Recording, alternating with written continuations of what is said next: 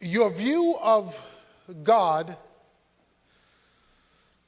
will determine your view of life, or your view of life will determine your view of God. If God is your reference point, then you will be able to make sense of that which has no sense. If your circumstances are your reference point, then you will neither be able to make sense of life or God, because you have an inverted view. The second most important truth you could ever learn as a Christian is what I want to speak to you about. I say the second because the first thing that you need to learn is salvation by faith in Christ. Becoming a Christian is the first thing. Nothing can preempt that as the first understanding. To understand and respond to the gospel is of first importance. Paul says that in 1 Corinthians 15, of first importance, I declare to you the death and resurrection of Jesus Christ. But second to that is your understanding of the sovereignty of God. If you do not understand the sovereignty of God, then you will not be able to make sense of life. Most of us have lived long enough to know that life throws curveballs. Life is full of the unexpected. Life is full of pain and problems. Life is bittersweet, sometimes bitter, sometimes sweet, sometimes both. Your view of, and therefore response to, the sovereignty of God will determine your ability to cope with the confusion of life. Let's make sure we're on the same page. Let me define for you what I mean by the sovereignty of God. I'm simply saying that God is the absolute ruler and controller over all of his creation. Sovereignty simply means to rule over, to reign over, to be in control over. To say that God is sovereign, which speaks of his kingship, his kingly role, is to say that there is nothing that happens over which he is not in control. That control is either manifested either by direct causation, he makes it happen, or by consciously allowing it to happen. He either controls it, he says, that's what I want to happen, so it happens, or he says, that's not what I want to happen, but I'm going to let it happen because I'm going to use it for what I want to happen. You cannot have a sovereign God and have luck.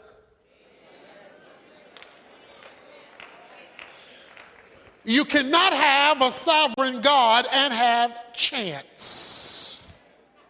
You cannot have a sovereign God and have fate. Because that means those terms refer to things happening haphazardly, with no order to them, with nothing in control. They just show up.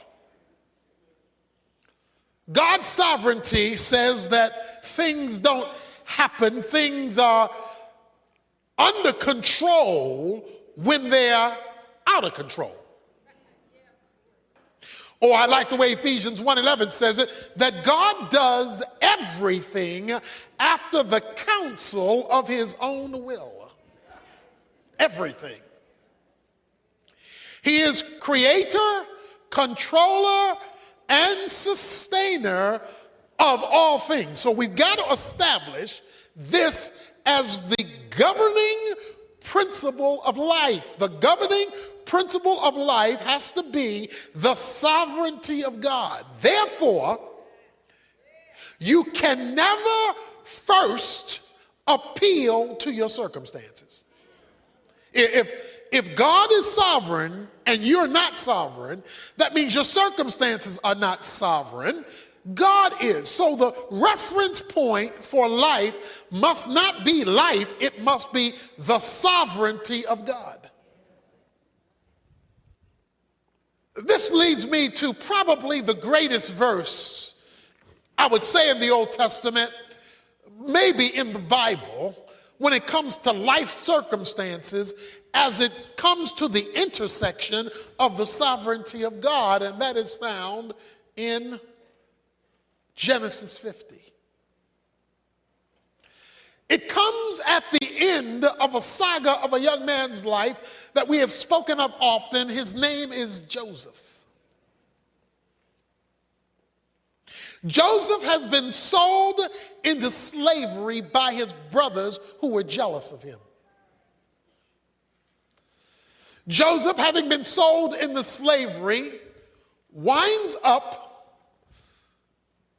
working for a man named Potiphar, because the slave owners took him to Egypt. They sold him as a slave to Potiphar, where Joseph climbed the ladder of success and became Potiphar's administrative assistant, managing all of his household affairs. While managing his household affairs, Potiphar's wife sought to seduce him, and he refused. In her anger over his refusal, she cries rape, making Potiphar, of course, furious that this man who he had entrusted over all of his affairs would seek to rape his wife, which was not true. And Potiphar gets Joseph thrown in jail. So he's sold into slavery for no just cause. Now he's in jail for no just cause. While in jail, there are two men who are in jail with him.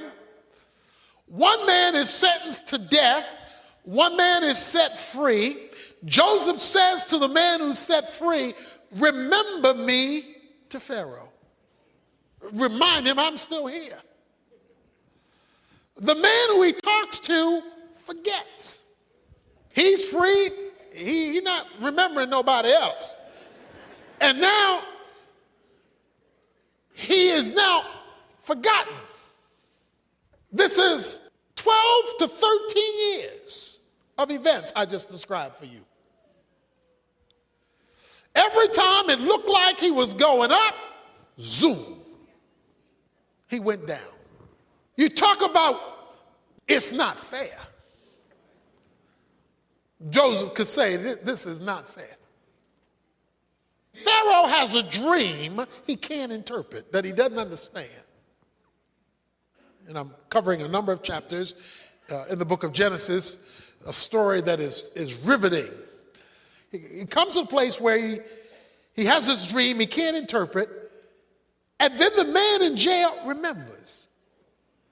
There was this dude in prison who was good at this stuff. He could interpret dreams. And since nobody can tell you what this dream meant, maybe you ought to call on him. I think his name was Joseph. Joseph is summoned up to Pharaoh. Pharaoh tells him the dream. And Joseph says, this is the interpretation. There will be 7 years plenty. There will be 7 years famine. In order to get ready for the 7 years famine, you're going to have to store from the 7 years plenty. Pharaoh was so awed by Joseph's ability to interpret dreams. He took him from the outhouse to the White House. Joseph, in one day, becomes the second in command in Egypt. Over 12 years of pain is overturned in one night.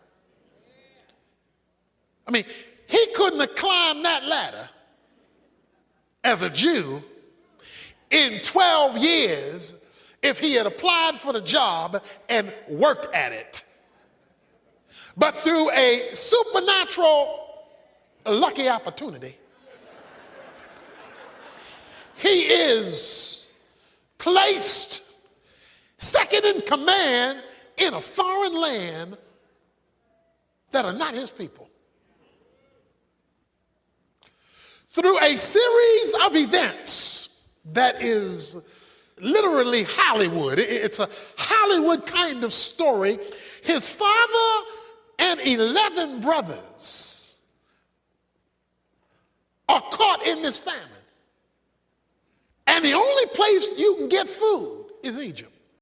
Egypt, because of the interpretation of the dream, has all this extra storage. So the only place you can get food is you got to go to Egypt. So the brothers make their way up to Egypt.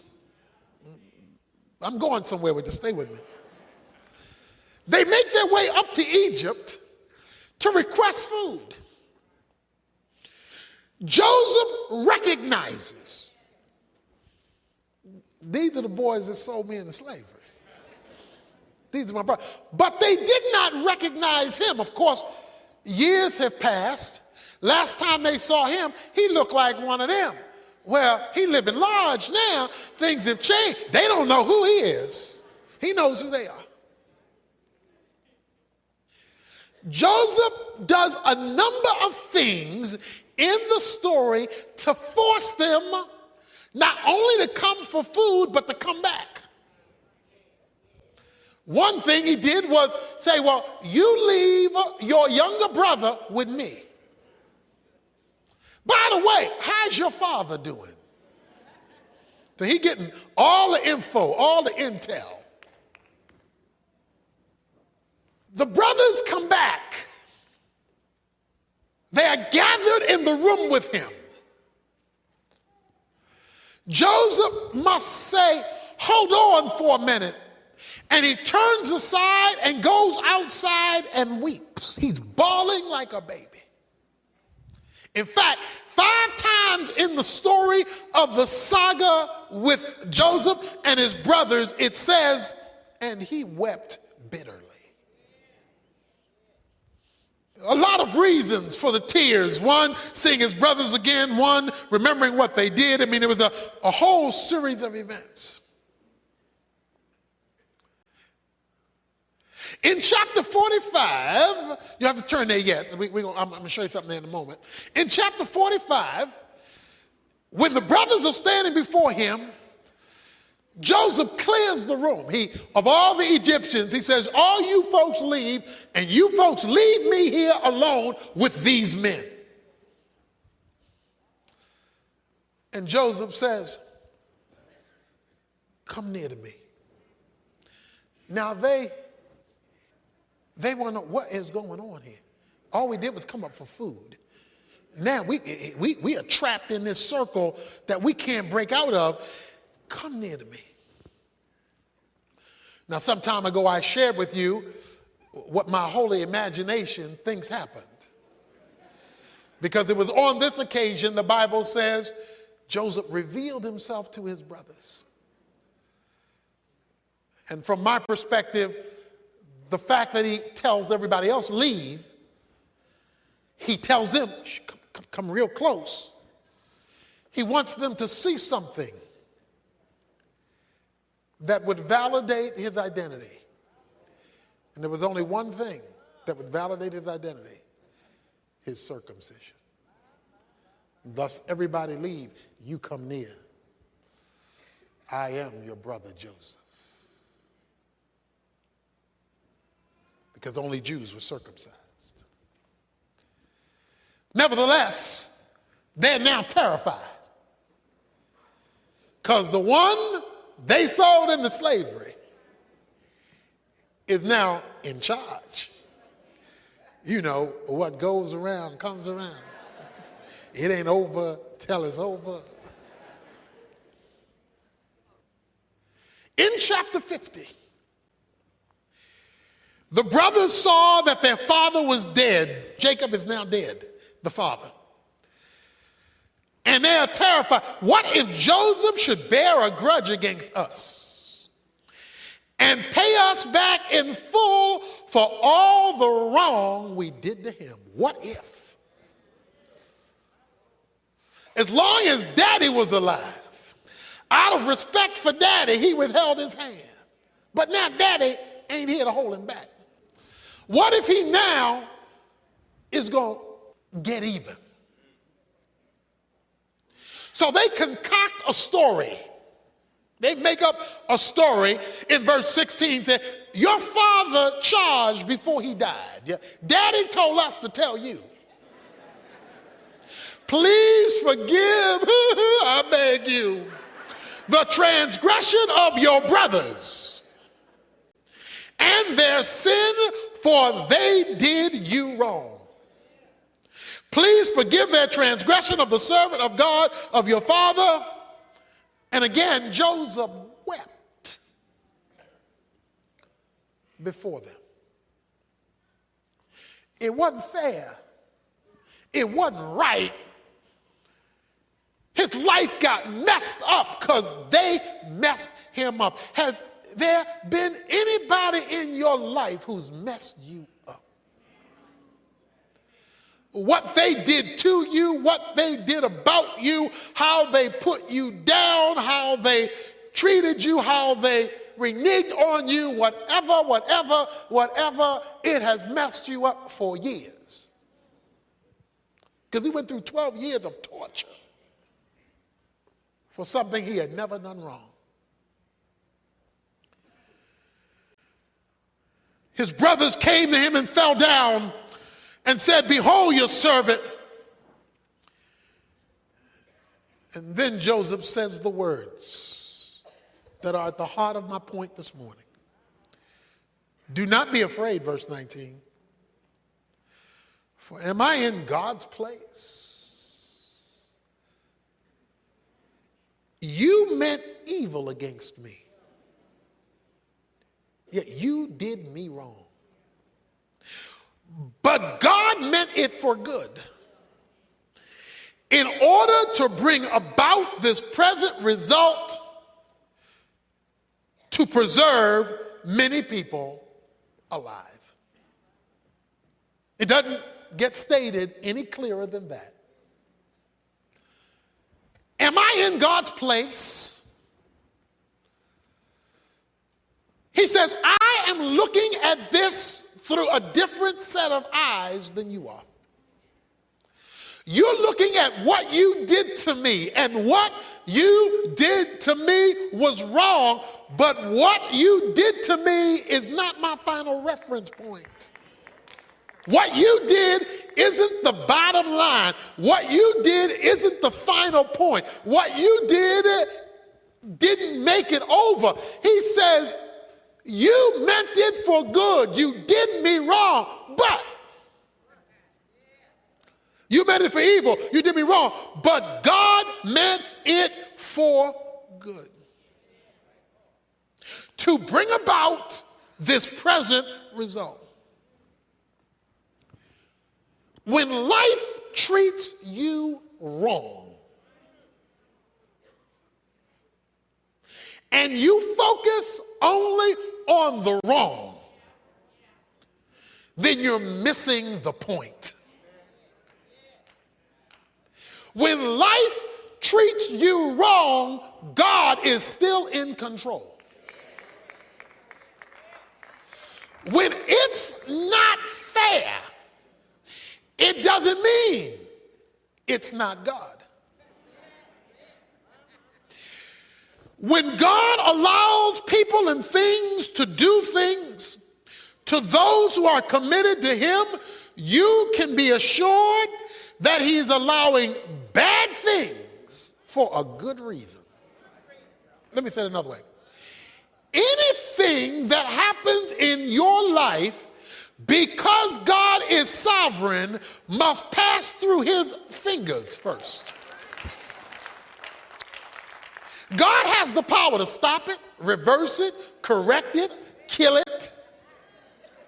If he didn't, he wants to use it. You meant one thing when you sold me into slavery, but God meant something else when you sold me into slavery. You were thinking, I'm mad, I'm irritated, we're jealous of you, we don't like you, we don't want you here anymore. That's all you were thinking. But when God lets you get through with that, he was up to something else. He says, and the reason God did it in verse 20 is that he might bring about this present result. He allowed an event 13 years ago to bring us to today. He allowed a negative in our past to bring about what you're looking at right now. In fact, boys, thank you for sending me into slavery. Because when you put me in that hole and lied to daddy and told him I was dead, God allowed the Ishmaelites to come up and see me. And they took me. God allowed me to be sold by them to Potiphar. Then God allowed me to be put in prison for a crime I didn't commit to bring about this present result. And he says, and to save the life of many. When you read the life of Joseph, there is a phrase that follows him all through his life. And the phrase is simply, and the Lord was with Joseph.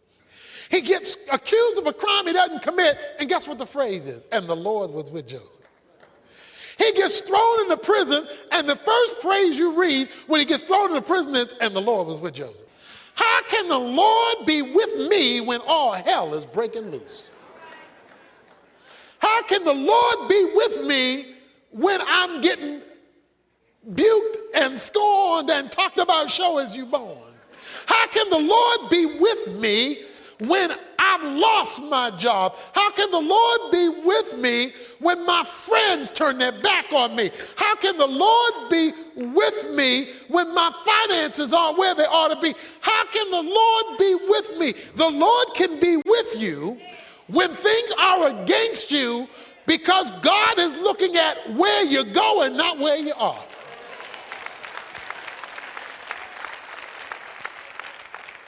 You see, our problem is all we see is what we see.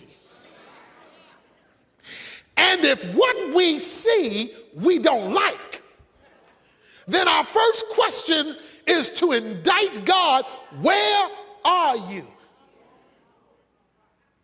Unless you understand God is sovereign and that he controls all things, either by determining them or by allowing them for a greater purpose, you're going to be stuck where you are. You're going to be bitter and you're going to be angry. God is so big. Let me tell you how big God is. The Bible says that God holds the world in the span of his hand. Now, the span of your hand is simply to open your hand and to measure the distance from your thumb to your pinky. That is the span of your hand. He wants you to know how big God is. He says God is so big that the whole world fits between his thumb and pinky of one hand. Now, if the whole world fits between the thumb and pinky of God, he don't need his arm, he don't need to grab it, he don't need his feet to hold it up, he don't need all that. All he needs is one hand, and the whole world fits there. See, what you have to understand, what we have to understand is God is bigger than the sum total of his creation. He is not part of the creation. He is bigger than the creation. However, he is involved in the detail. This same God who controls everything from the palm of one hand is the same God who doesn't miss a sparrow when it falls to the ground. So he is big enough to run everything and yet detailed enough to miss nothing. He did not miss what happened to you. But because Joseph had a view of God that transcended his circumstances, he could interpret his circumstances in the light of who God was. And God is so big that his plan can incorporate bad. He is so big, God can't do bad. God doesn't promote bad, but God can use bad for his plan. One of the proofs or tests of your spirituality is whether you see the hand of God when you're looking at the hand of man. I hope you didn't miss that. One of the tests of your spiritual progress is whether you see the hand of God when you're looking at the hand of man, especially when the hand of man is negative. Yeah, you get your praise on when the hand of man is good. Because then you're seeing, well, that must be the hand of God. But when the hand of man is bad, if you are a spiritual person, you're watching the hand of God, using the hand of man in its evil, in spite of its evil. Joseph was confident in the plan of God. Look at chapter 45. Verse 4, then Joseph said to his brothers, please come closer to me. And they came closer. And he said, I am your brother Joseph, whom you sold into slavery. So this way he calls them close. And now do not be grieved or angry with yourselves because you sold me here. I'm going to talk about that in a moment. For God sent me before you to preserve life. Don't get mad at what you did, because what you did, God did.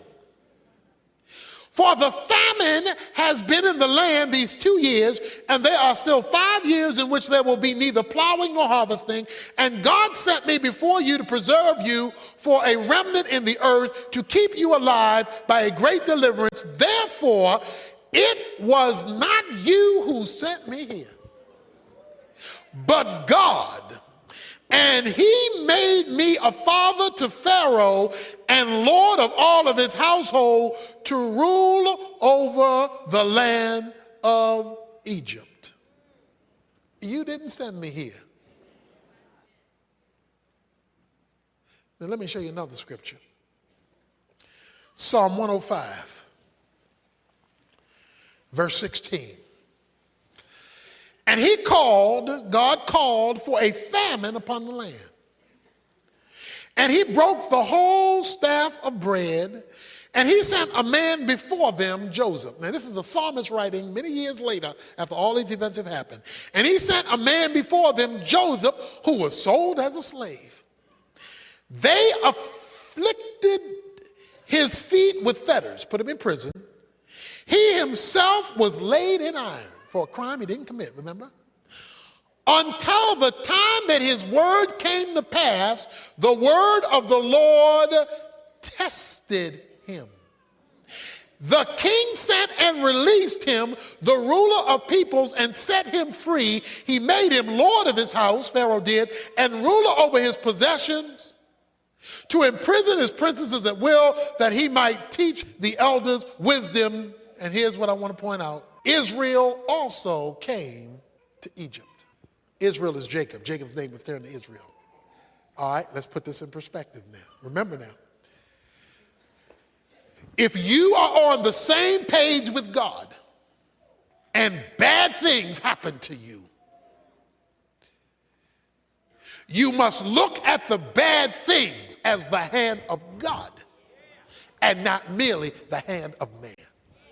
That's my point. God knows what he's doing. In allowing that to come to you, he knew it was coming. He decided not to stop it, so he must plan to do something with it. You say, but why is he allowing the negative? He tells you in Psalm 105, he says, to test him. Joseph, you talking about all that, I trust in the Lord. You say you believe in me, you have confidence in me. Let's see. Do you trust me when man's hand is against you? When you are committed to God and man's hand is against you, it's a test. It's a test. God wants to see whether you trust him, not hear it. Do you trust him when it's going backwards? When it is going in reverse? Are you blessing his name now? Are you worshiping him now? Are you giving him glory now? Are you coming to church now? Are you serving him now? Are you giving now? Are you responding like he's good even when it's bad? God allowed the negative to test you. God was up to something much bigger.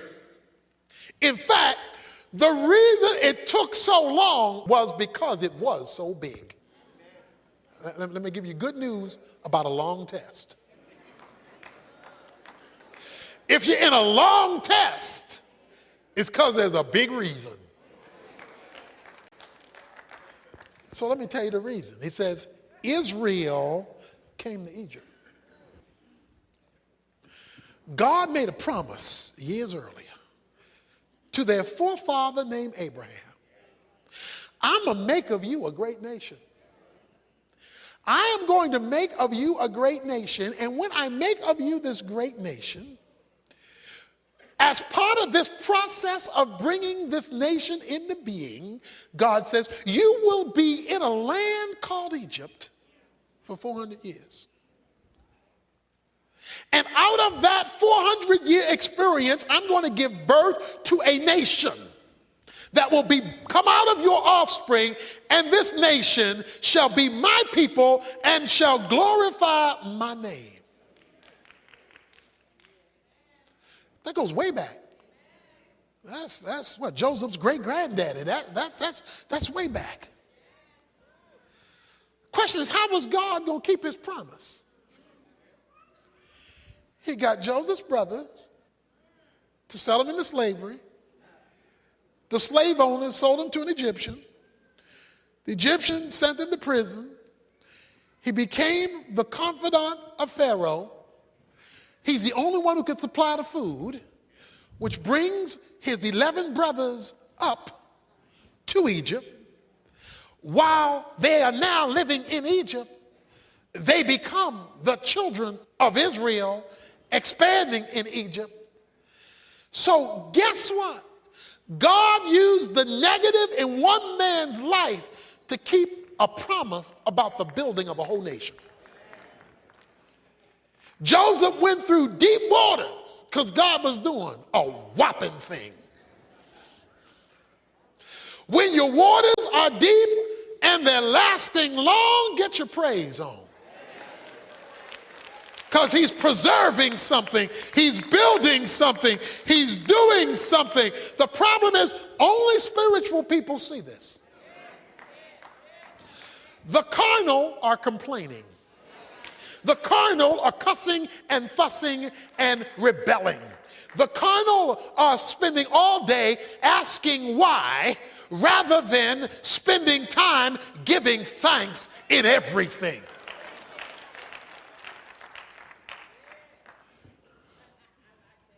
God is up to something. If his delay is one negative on top of another, and you're walking with him. See, Joseph was walking with God.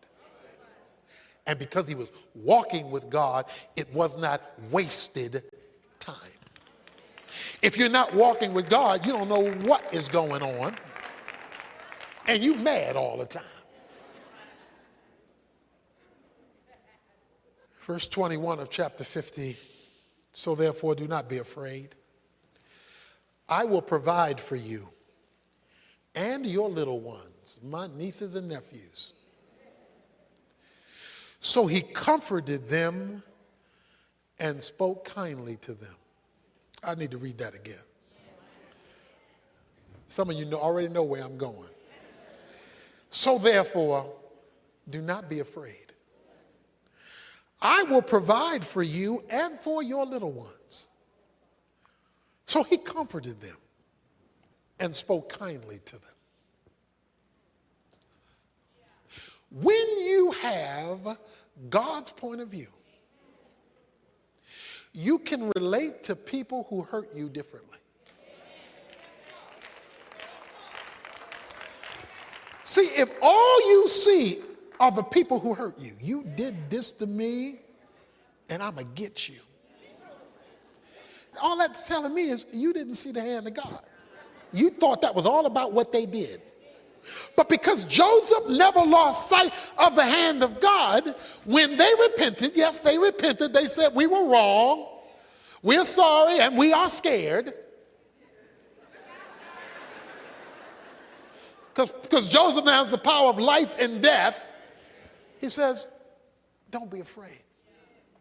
I not only forgive you, I'm going to take care of you. I'm going to comfort you. I'm going to help you. The recognition of God's sovereignty gave the freedom of forgiveness.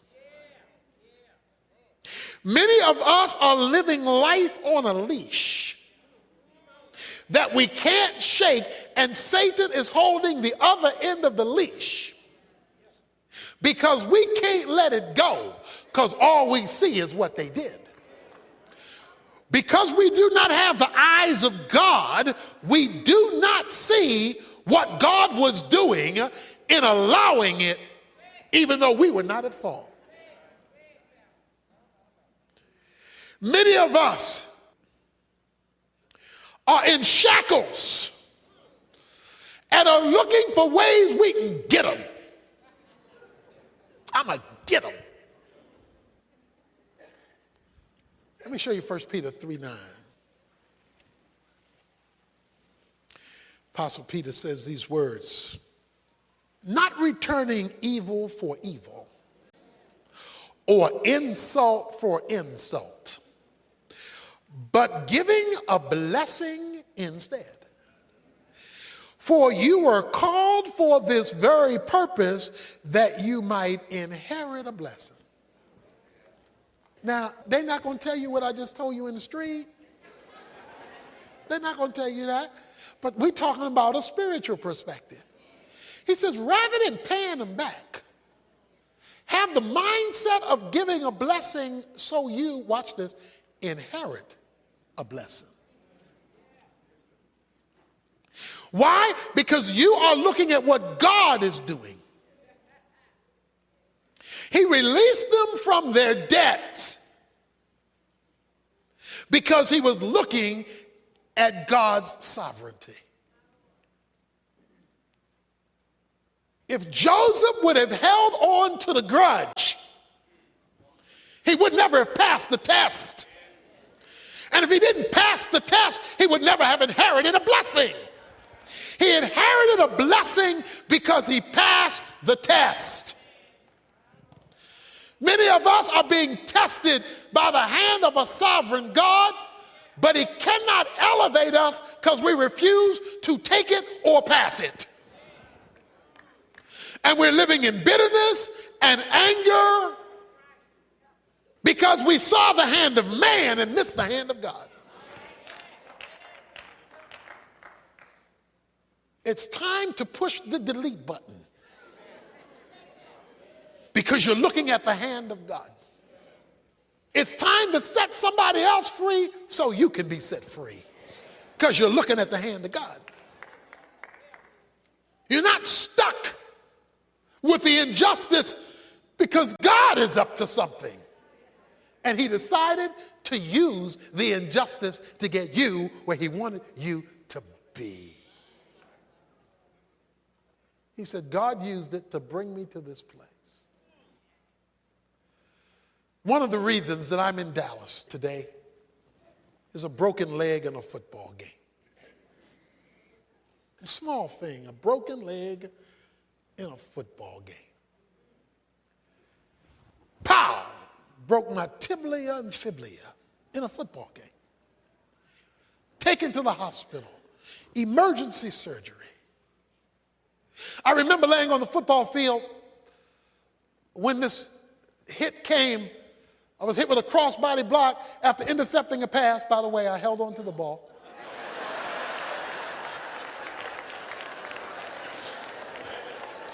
Just want to get that straight. I'm not a punk. I held on to the ball.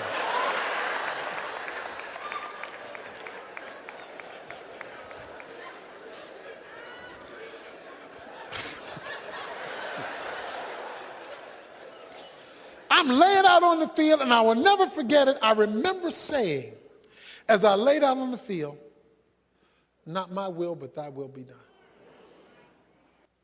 Because like football was everything to me. I mean, I lived for football. But that produced a series of changes that led me to Bible college, where I met a professor who encouraged me to come to Dallas Seminary, where I met a professor who challenged me to start a church.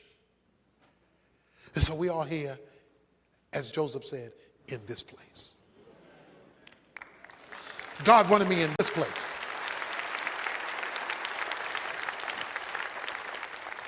And it was inspired because something got broken. If God is allowing something in your life to pow, break, rather than simply going off on the one who hits you, ask, Lord, what is your will? What is your plan? What place are you taking me? When astronauts are learning to fly, they are put in a flight simulator where pilots are confronted with every kind of conceivable flight emergency. It is there in the simulator that they hone their responses and skills until they can successfully face them. They are given difficulties so that they can have the proper reaction when the real thing comes. The simulator really isn't the real thing. It just feels like it. They are preparing them in the test for when they get high, for when they're elevated, when they take off. God is allowing you in the simulator and shaking up your world to hone in your faith so that when he comes in and allows you to take flight, you know what to do up there because you learned what to do down there.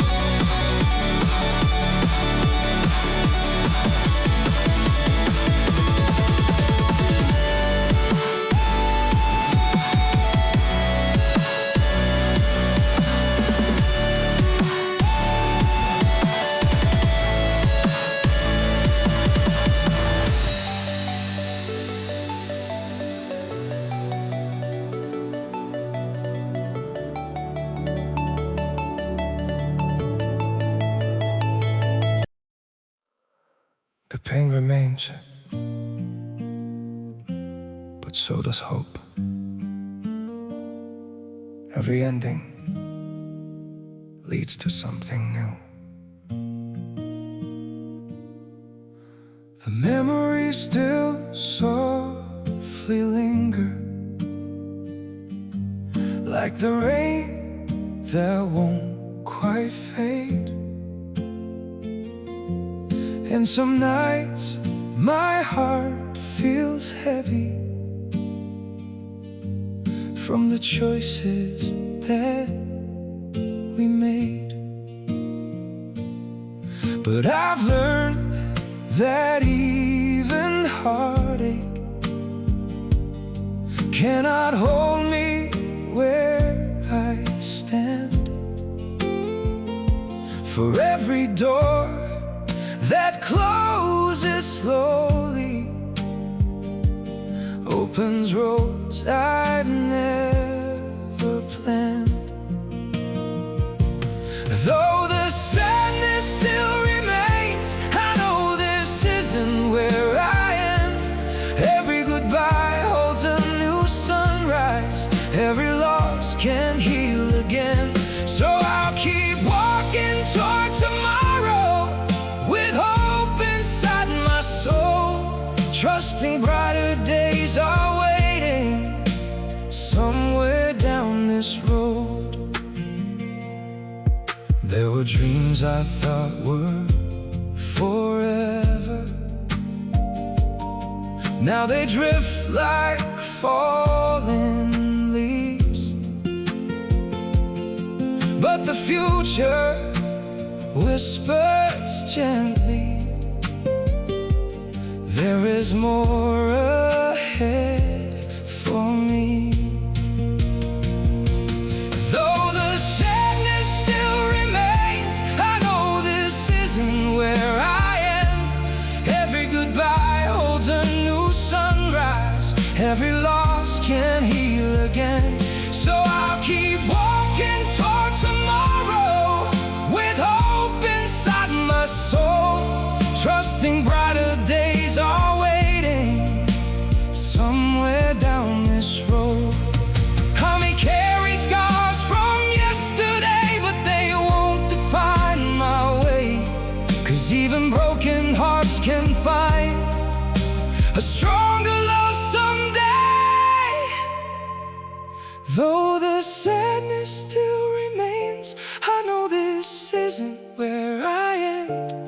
Every goodbye holds a new sunrise. Every loss can heal again. So I'll keep walking toward tomorrow with hope inside my soul, trusting brighter days are waiting somewhere down this road.